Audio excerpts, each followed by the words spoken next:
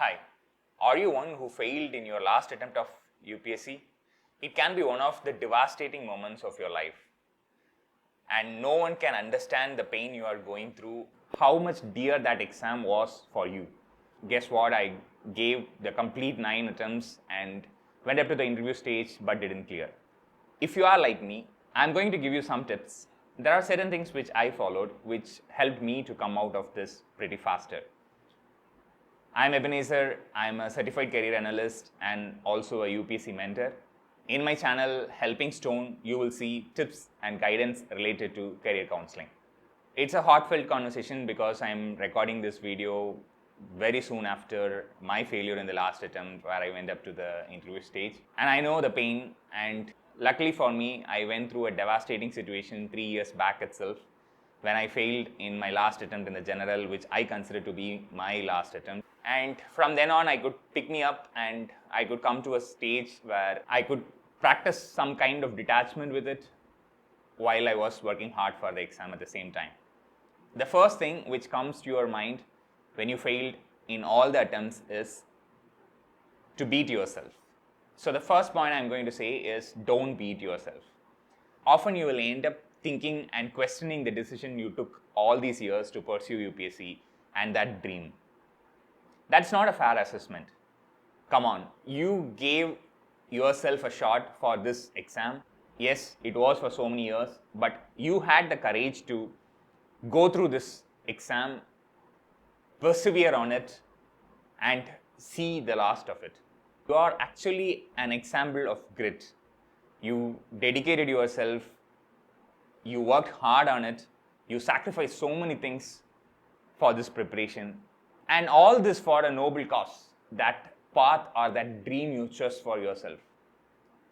Whatever the result may be, now it is of no matter, because ultimately the process which you went in your life and that experience which you got through the preparation, the knowledge you acquired in this process is ultimate, and that you cannot relive this without going through this.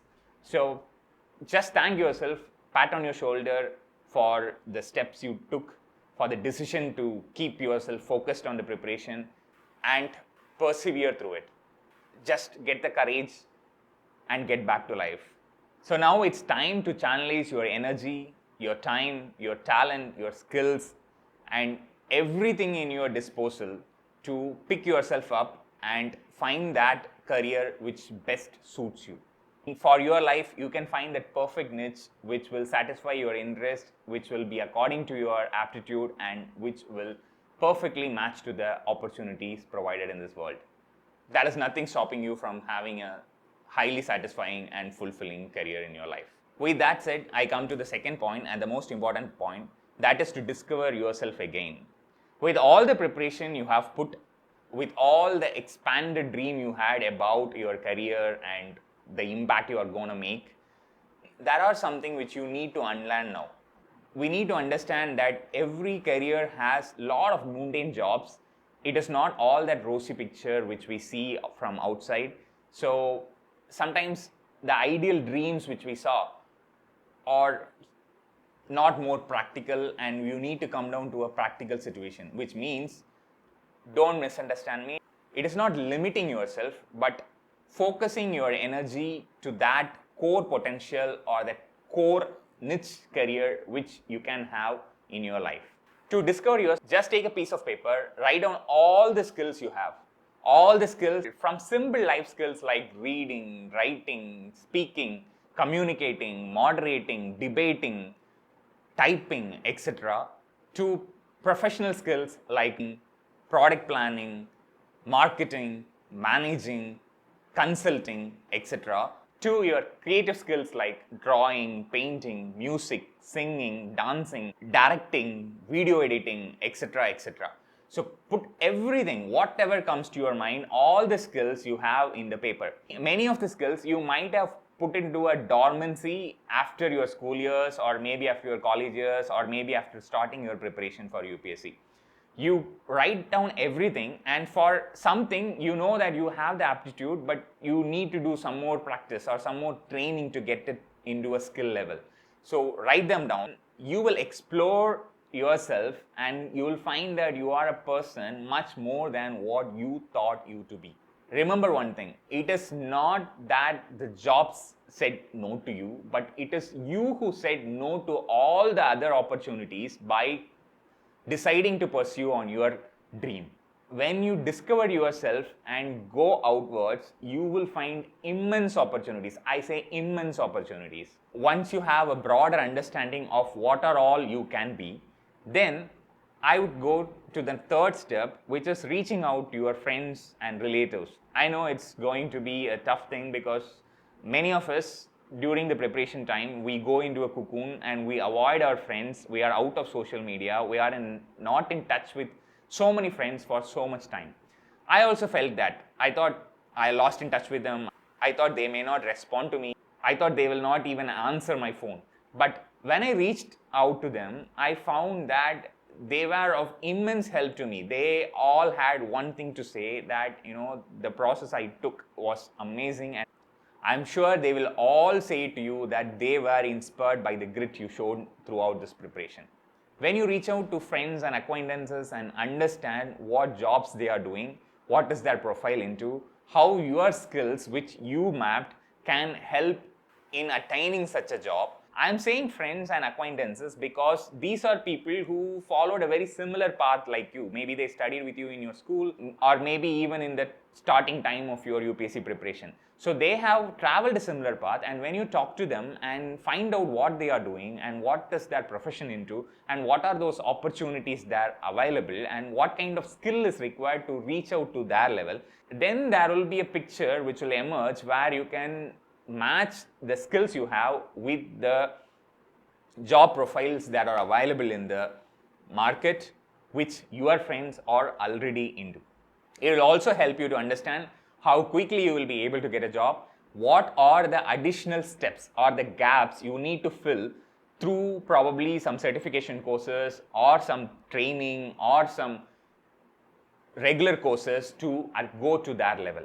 Once you come to this stage, you will find that there are hundreds of options available to you which you just closed because you wanted to prepare for UPSC full time. You will be confused in the beginning to decide on that one particular thing which you should pursue. Now coming to the fourth point, chart out a career plan. You can zoom out of your life, that is just zoom out of your situation now, go to probably 70 years of age or 90 years of age and then see what are the things you will regret that you missed in your life. Probably yes, UPSC is one of them, but that is gone by. Don't think about it, just leave that. Other than that, now knowing the skills you have, probably you have a skill in music, and at 70 years of age, will you regret not practicing music more? Will you regret not giving that much time to your creative skills like painting? Will you regret not doing at least one software development using the programming skill you had? Will you regret that you didn't put into use that interest or the urge you have to do some kind of social service? If you will regret on not utilizing some of your skills throughout your life, then pick those skills and try to align your career along with all those skills.